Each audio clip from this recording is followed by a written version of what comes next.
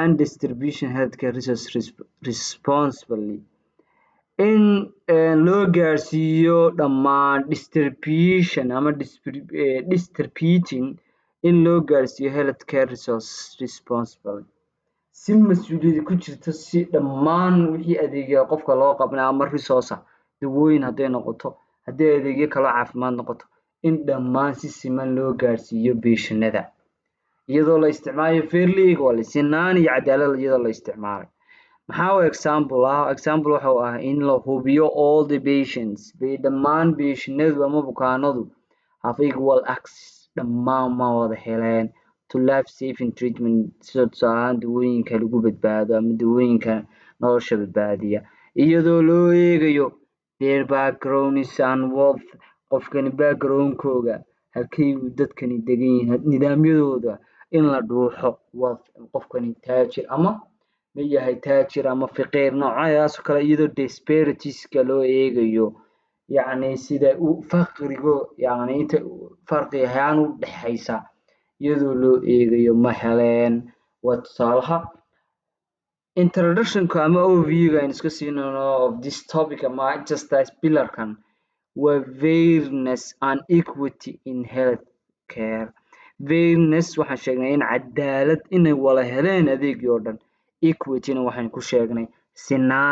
sinaantu waxa weeyaan tusaalahaan oo kale haddii dad tusaalahaan qof faqiira iyo qof taajiri isku ma noqonayaan isku inaad adeeg siiso laakiin fairness marka la leeyahay waxa ku jira kii taajirka kii faqiirka inta way ku wada jiraan laakiin marka equity la isticmaalayo waxa la eegayaa their backgroundskooda sideed qofkan incomekiisa wax ma haystaa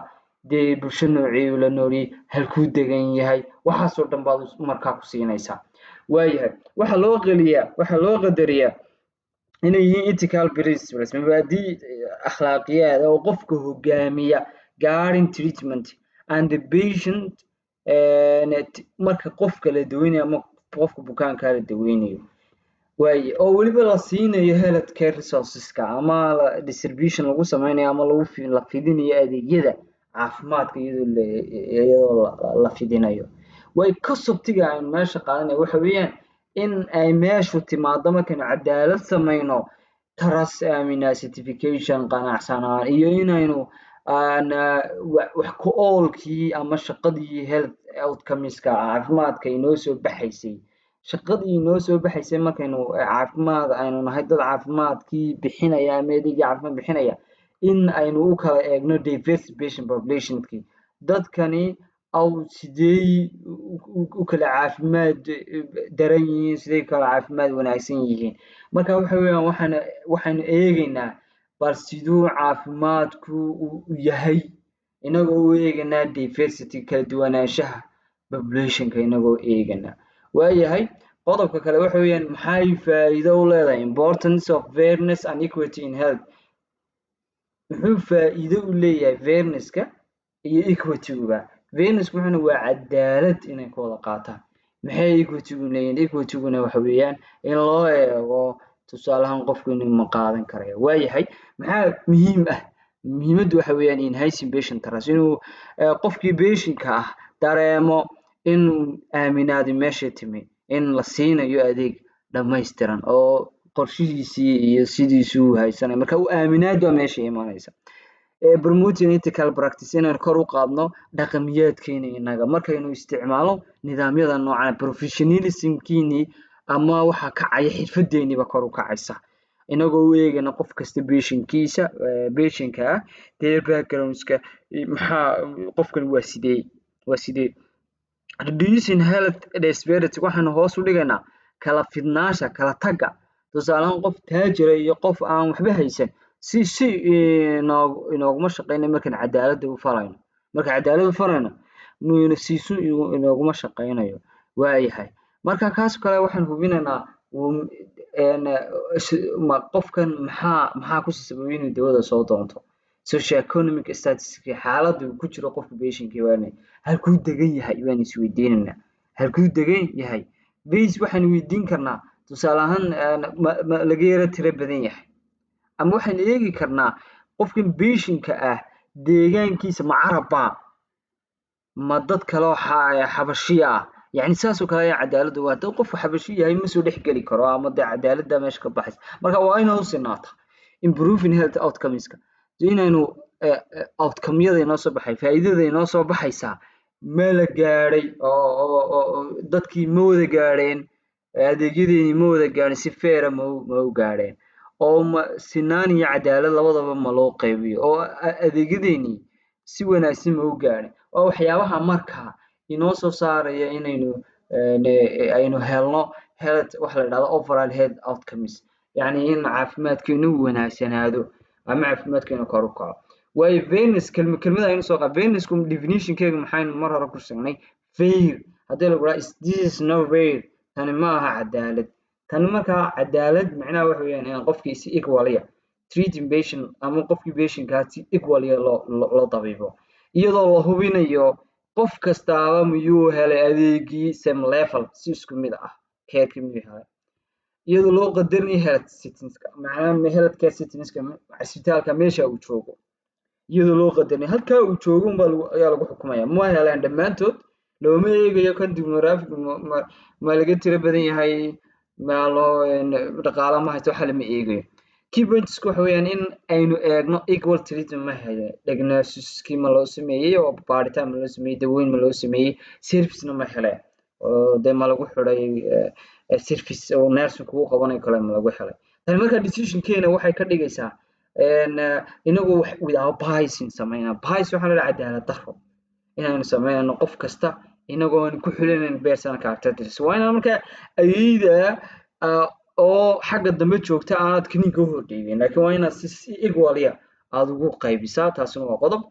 equitygu waa maxay equitygu waxa weeyaan waxa la hubinaya access healthcare resourceska ma gaadhaan resourceska aynu haysano ee caafimaadkeena adeegyadan caafimaadkeena ma eegna inagoo qadarinayna backgroundkooga dadkan backgroundkooga oo eegana dadkani halkay ka yimaadeen waa sidee dhaqaalahooga waa noocee socio-economicskooga halkay taagan yihiin statisticskeega xaaladoodu halkay taagan yihiin personal circumstances waxaa la yidhahdaa in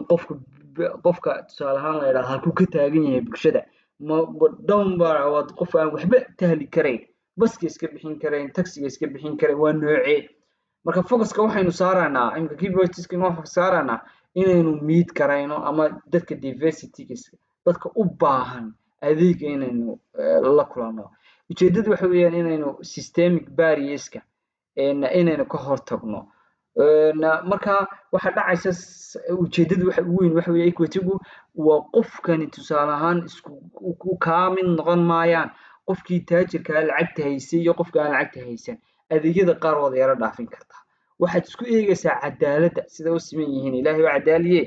waxaynu ka talinaynaa sidee labadan qof cadaalad ahaan adeeg u wada heli karayaan waayo inagu eegina qof kasta backgroundkiisa waayo important fairnesska maxaa ka mid ah waxa weeyaan enhancing patient trust qofkii inuu ina aaminaya markuu ina aamino meesha uu aaminayaa wuxuu aaminayaa in healthcare providers dadkii bixinayay adeegyada uu aaminaya communicationkii waa inoo hagaagaysaa sidoo kale qof kasta wuxuu inoo soo raadsanaya medical advice inuu talo caafimaad inoo soo raadsado dad cisbitaalka inuu ugu imaado dad kale cisbitaalka ugu iman maayo dad cadaalad fadhi weyda promote in kor loo qaado ethical healthcare practice yacni qofku inuu ku dhaqan yeesho dadkan healthcare-ka ka shaqeeya inay ku dhaqmaan veil treatment foster culture integrity waxa xoojisnaanaya inaa qofku ku dhaqmo in uu noqdo qof ku adag cadaaladda sidoo kale waxa xoogeysanaya accountability among health professionals qof kasta professionkiisi ayaa xoogay taas marka waxay ka caawinaysaa inuu qofku patient care-kiisii uu si fiican u qabsado equity-ga isagu importance-ka uu leeyahay waxa ka mid ah in reducing health disparities meesha waxaa in laga saaro kala sinaanti kala tagii oo qof dadka qaar baa dee aan waxba haysan dadka qaarna waxba haysteen qofka kuu soo raadsanaya caafimaadka kugu imanaya cisbitaalka waa qof wax haysta oo dabaska iska bixinaya laakiin qof aan waxba haysan oo aan bahalin waa inaan kuu sinaan inta badan waayo improving overall health outcomes kor waxa uu kacaya health outcomes-keena inuu qofkii wanaagsanaado ama caafimaadkeenu aada u wanaagsanaado oo muxuu ahaayey waxa aynu daweynayno bulshada dhexdeeda u wanaagsanaado haddii kii taajirka ahaa aynu mar walba dawada siino dee dadkii kalaa waa inaga xanuunsanaanayo ma gaadhin waayo waxyaabaha kale caqabadaha kale ee jira waxa ka mid ah caqabadaha barrierska equity dhibaatada haysta wax kamid ah social economy factorka social economiga tusaale ahaan income-ki educationka waxbarashada qofku inuu wax baran waayo oo cisbitaalka iman waayo de qofka waxba lama siinayo cadaalad darradiina meesha uu ka baxaysaa qofku inuu noqdo qof access serviceka iyo resourceska tusaale income-ki iyo dhaqaalihii u saamixi waayo qofkaas markaa wuxuu meesha u dhacaysa in disparity uu yimaado disparity bayn doonayaan in meesha timaado kala sinaanta kala tag inuu wax kala tag aanu dhicin laakiin kala tag baa imanaysa marka income-ki education-ki employment status-ki uu limit garoobo access-ki markaa taas waxa ku dhacaysa in sheekaya economy yacni dhaqaalihii qofka u saamaxayay iyo siduu qofku u noolaa bulsho ahaan haddii taas saameyn bay ku keeshaa equity-ga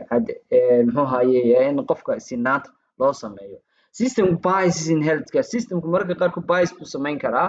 dadka health workerska ayaa decisions ka qaadan karaa waxay samayn karaan markaa bias waxay implicit bias among the health care providers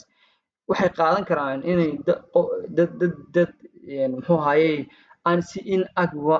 unequal u care u bixiyaan ama maxay inequity ay u bixiyaan care taasina caqabad bay ku noqonaysaa waa systematic ama systemic base system buu ka dhici karaa ama cisbitaal buu ka dhici karaa taas way dhici kartaa taas waaye waxa kaloo aynu gelaynaa waxa la yiraahdaa policy implication waxa weeyaan in siyaasad wixii ay timaado role of policy promoting fairness roolka ay ku leedahay in kor loo qaado cadaaladda roolku ku leeyahay health policy-gu siyaasadda caafimaadku waxay sheegaysaa framework how care is delivered sidee loo dejinayaa ama sidee loo bixinayaa adeegyada loo bixinayaa sidoo kalena wuxuu sameeyaa influence funding ku saameyn ku yeelanaysa sida funding loo sameeyo resource allocationska dadka wax la siinayo ayay siyaasad ka yeelanayaan iyo access-ka si wax loo helayo effective policy can create hadaba siyaasadda wanaagsan waxay abuurtaa in la hubiyo oo ama kor loo qaado equitable treatment wax sinaan treatment waa loo siman yahay waxay meesha ka saartaa reducing hoos u dhigtaa disparity kala tagi yacni in dadku midna helo midna waayo oo weliba duuda maxay incomes iyo social economy factor u tahay oo dhaqaalihii iyo bulshadu siday u noolayd oo kale dhaqaalahooda marka loo eego waayahay measurement equity sidee loo cabirayaa sinaanta tii hore cadaalad bay ahayd in qof kasta si siman wax u helo tan oo sinaan sidee loo cabiraa assessment tool-yada loo isticmaalo waxa kamid ah matrix evaluating fairness and equity healthcare waxa kamid ah utilizing patient certification waxaan arkanaa ku qanacsanaanta ayaynu eeganaa oo survey bayn qaadanaa inuu ku qancay qofkani si fair inuu helay si fair inuu helo treatment-kii waynu weydiinaynaa ama waanu survey noocaas ayaynu qaadanaa waxaan analysis garaynaa outcomes dataha inoo soo baxday inagoo ogaanayna identified disparity kala taga ama inuu labada qof yani laba qof oo midna taajir iyo midna uu yahay maxay fiqiir inay sidoo kale yihiin differenceska waxaan eeganaa differenceska demographic groupska siday u kala duwan yihiin mid sareeya iyo mid hoose waxaan hirgelinaynaa implement equity audit bin hirgelinaynaa sidaan u assess garaysno sidii waxaan loo qaybin inaan ogaano resource allocation ama adeegan sida loo habeeyay inaan ogaano and access to service across community iyo siday bulshadu u heshay ama dadkan u heleen bukaanadu u heleen service-kii loogu talagalay marka waxa weeyaan nin taajira iyo qof fiqiira labaduba isku mid ma noqonayaan marka equity-ga la joogo laakiin marka kale ee ward la joogo oo wardkaasi ay social economic adeegto waa la wada siinayaa equal field buu noqonayaa insha Allah halkaa inoogu joogto aad iyo aad baa mahadsantihiin